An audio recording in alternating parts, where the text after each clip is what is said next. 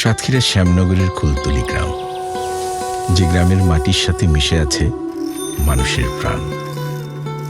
নোনা মাটি ঘেরা, যেখানে নিজেদের প্রয়োজনের বেশি সবজি উৎপাদনই ছিল প্রায় অসম্ভব। কিন্তু এই মাটি তো আমাদের। ব্র্যাকের অ্যাডাপ্টেশন ক্লিনিকের সহযোগিতায় শুরু হয় নতুন এক যাত্রা।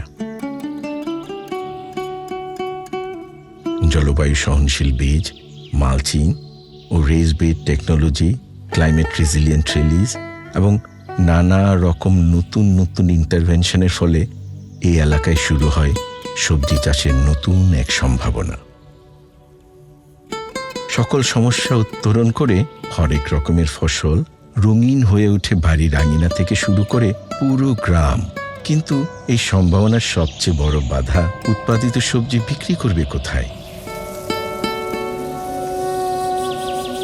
দূরের পর অতিরিক্ত ভ্যান ভাড়া, ফসল নষ্ট হয়ে যাওয়া, কৃষকের কপালে ভাঁজ পড়তে থাকে। ঠিক তখনই এক হয়েছে গ্রামের সবাই।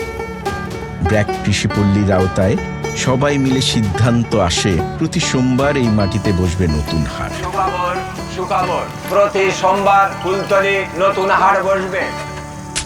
শুরু হয় নতুন এক পথ চলা। হাটের খবর ছড়িয়ে পড়ে পুরো আশপাশের সব গ্রামে গ্রামে। নিজেদের মাটিতে যত্নের ফলানো টাটকা ফসল নিয়ে বাড়ির পাশেই হাটের উদ্দেশ্যে পুরো গ্রাম। গানে প্রাণে নতুন স্বপ্নের আমেজে পুরো হাট সেজেছে উৎসবের মিলন মেলায়। মিলিত হয়েছে প্রাণে প্রাণ। নিজের হাতেই বিক্রি করছে নিজেদের উৎপাদিত ফসল, আবার কেনাকাটা করছে সংসারের প্রয়োজনীয় জিনিসপত্র। আমাদের এই গ্রাম অঞ্চলের একটা হাট হয়ে আমরা খুব খুশি। এবার এই হাটে আমাদের দেখা যায় সঙ্গে সঙ্গে আমরা মাল কাটি, বেলা 1টার সময় মাল কাটলে 2টোর সময় 3টের সময় আমরা বাজারে নিয়ে যেতে পারি। আমরা এতে করে খুব লাভবান হই। কি নেই হাটে? মিলিত হয়েছে দূর দূরান্ত থেকে আসা নানা রকম পণ্যের সমাহার। এই দিকে হাটের সবজির চাহিদা ধরে রাখতে উৎপাদিত হচ্ছে নতুন নতুন সবজি। হাটে যাওয়ার পরে দেখতাম দূর দূরান্ত থেকে মানুষ এসে আমাদের এখানে ব্যবসা করছে। তখন নিজেকে প্রশ্ন করলাম, আমি কেন বসে আছি? তাই আমি নিজে হয়ে গেলাম উদ্যোক্তা। এই হাটে আমি শুরু করলাম নতুন ব্যবসা।